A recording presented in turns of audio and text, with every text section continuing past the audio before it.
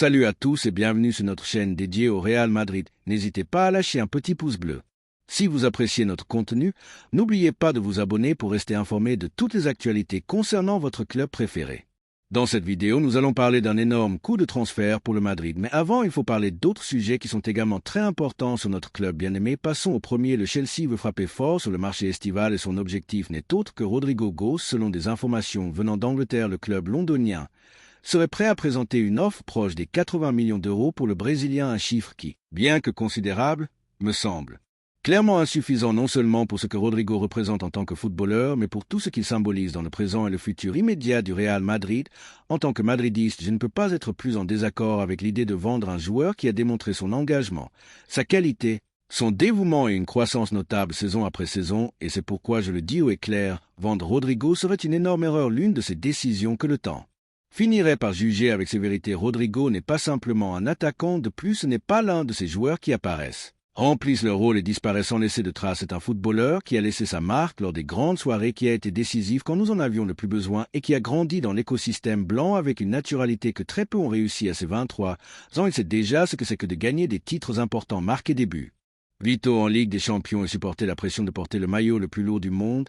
Nous ne parlons pas d'un projet de joueur, nous parlons d'une réalité consolidée et en plus d'une réalité qui a encore une marge de progression que certains commencent à suggérer qu'il pourrait être vendu pour l'arrivée de nouveaux renforts me semble non seulement injuste mais dangereux parce que le football n'est pas une formule mathématique où l'on ajoute un et soustrait un autre. Le Real Madrid doit toujours aspirer à avoir une équipe avec de multiples ressources, avec des variantes, avec des joueurs capables de se concurrencer et de s'adapter à différentes situations. Et Rodrygo, précisément, a démontré être l'un des plus polyvalents de l'équipe.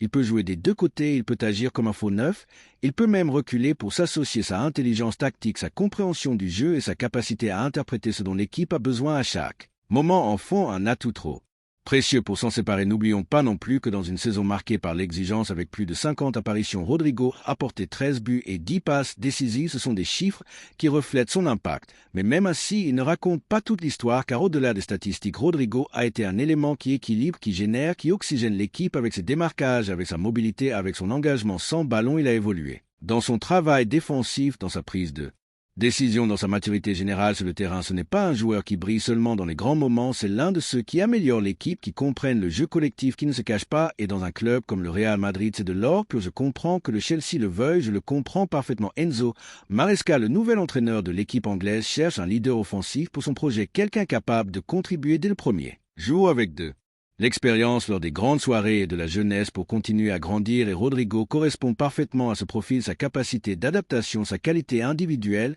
et son caractère compétitif en font un objectif logique pour tout club avec des aspirations. Ce que je ne comprends pas et que je refuse d'accepter, c'est que le Madrid envisage même d'ouvrir la porte de sortie pour 80 millions. C'est l'évaluation que nous faisons d'un joueur qui a marqué en demi-finale de la Ligue des Champion, qui a remporté des titres, qui a montré son engagement envers le blason chaque jour. Cela ne correspond pas. Il y a un autre argument qui commence à circuler et qui m'inquiète. Rodrygo pourrait vouloir partir face à la possible réduction de minutes de jeu en raison de l'arrivée de nouveaux joueurs. Et c'est là où je pense que nous devons être fermes en tant que club, car le message ne peut pas être que celui qui a des doutes sur la concurrence interne s'en va sans. Plus au contraire, le Real Madrid doit continuer à être un environnement compétitif où les joueurs grandissent avec l'exigence quotidienne en sachant qu'ici personne n'a sa place assurée, mais que tout le monde a l'opportunité de se gagner sa place. Rodrygo a démontré qu'il est prêt à concourir, qu'il ne recule pas devant les défis. Et s'il y a une chose qui a défini le Madrid gagnant de ces dernières années, c'est cette concurrence interne qui nous rend meilleurs si quelqu'un d'autre arrive en attaque. Bienvenue, mais que Rodrygo reste qu'il concourt et qu'il démontre pourquoi il mérite de continuer à être titulaire, parce qu'il en a les moyens de plus. N'oublions pas ce que représente Rodrygo en termes de projection commerciale, d'identification avec le club et de connexion avec les fans. Il a été l'un des joueurs qui a reçu le plus d'affection du public, non seulement pour ce qu'il fait sur le terrain, mais pour son attitude, pour son humilité, pour sa façon de représenter les valeurs du Madrid. C'est un garçon qui n'a jamais élevé la voix de trop, qui n'a jamais généré de problème, qui a accepté tous les rôles qui lui ont été demandés avec professionnalisme et maturité. Et cela compte aussi, car tous les grands joueurs ne savent pas vivre avec la pression sans perdre le nord. Rodrygo l'a fait maintenant. Bien, il y a ceux qui insinuent qu'avec cette somme, on pourrait signer un autre attaquant ou renforcer d'autres zones. Je demande quel attaquant contrasté polyvalent avec de l'expérience lors des grandes soirées Une marge de progression est disponible pour 80 millions très peu, et même s'il y en avait un, pourquoi assumer le risque d'amener quelqu'un qui a besoin de s'adapter quand nous avons déjà à la maison un joueur qui a démontré être fiable dans toutes les compétitions. La logique sportive et économique devait être claire. Conserver Rodrigo est un investissement beaucoup plus que le vendre et improviser un remplaçant. En tant que madridiste, cela me fait mal que cette option soit envisagée. Il m'est difficile de comprendre que l'on valorise plus l'impact immédiat d'un nouveau recrutement que le parcours que Rodrigo a déjà au sein de l'institution, car il n'a pas seulement répondu aux attentes, il les a dépassées.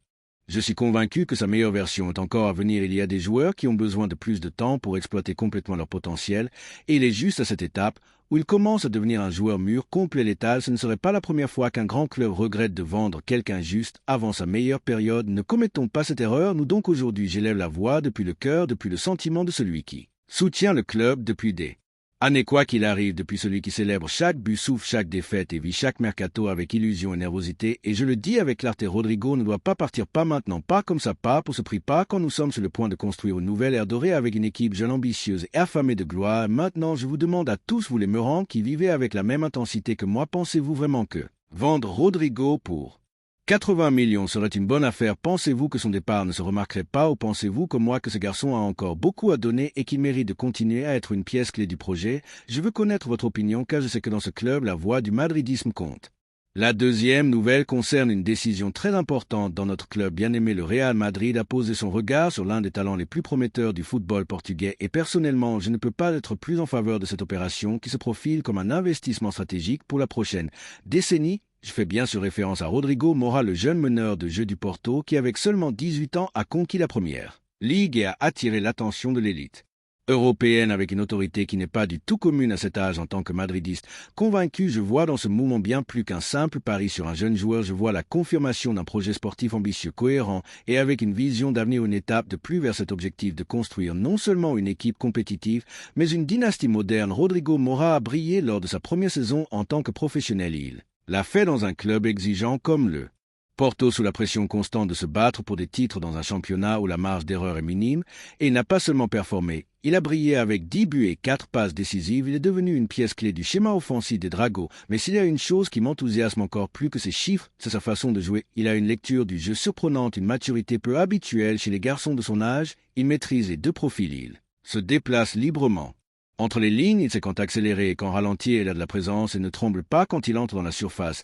Il est un footballeur qui s'associe, qui filtre, qui déséquilibre et qui marque. Que peut-on demander de plus à un meneur de jeu de 18 ans? Cette combinaison de talent, personnalité et performance n'est pas passée inaperçue pour personne. En fait, son irruption a été si remarquable que Roberto Martinez n'a pas hésité à le convoquer avec l'équipe nationale absolue du Portugal pour la prochaine date FIFA, où il disputera la finale de la Ligue des Nations de l'UEFA aux côtés de figures comme Bruno Fernandes Vitinha ou Bernardo Silva, c'est-à-dire qu'il n'a pas seulement réussi à se consolider au niveau des clubs, mais il a fait le saut vers l'une des sélections les plus talentueuses du monde. Combien de joueurs peuvent dire cela à son âge? Il est évident que nous parlons d'un talent générationnel, de ceux qui n'apparaissent pas tous les ans, et le fait que le Real Madrid soit intéressé par lui me semble une excellente nouvelle. C'est plus, je pense que ce serait une erreur de ne pas tout faire pour l'avoir. Mora vient de renouveler avec le Porto jusqu'en 2030 et sa clause de résiliation s'élève à 70 millions d'euros, un chiffre important sans aucun doute, mais qui ne devrait pas nous effrayer du tout, car nous parlons d'un club qui sait très bien quand il vaut la peine de faire un grand investissement, et dans ce cas chaque euro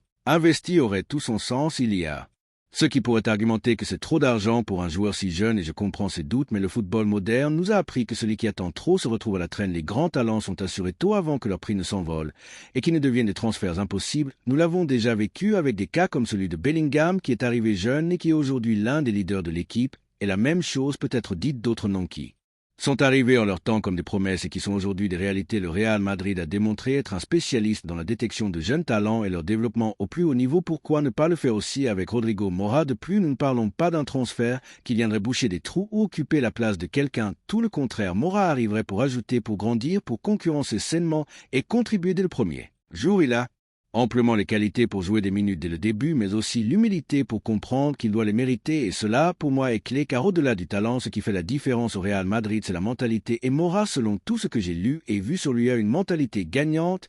Il ne se contente pas, ne se laisse pas distraire par les éloges, ni ne se laisse étourdir par les projecteurs. Il continue à travailler, continue à progresser. Il sait clairement où il veut aller, Type d'ambition est justement ce qui est nécessaire pour réussir dans ce club. L'arrivée de Rodrigo Mora renforcerait également une stratégie qui porte déjà ses fruits, celle de construire une équipe jeune mais avec une expérience internationale capable de dominer le football européen au cours des 10 prochaines années. Les transferts de Dan Wixen et Alvaro Cara ont déjà été assurés, des mouvements que j'applaudis également, et avec Hendrix s'incorporant bientôt.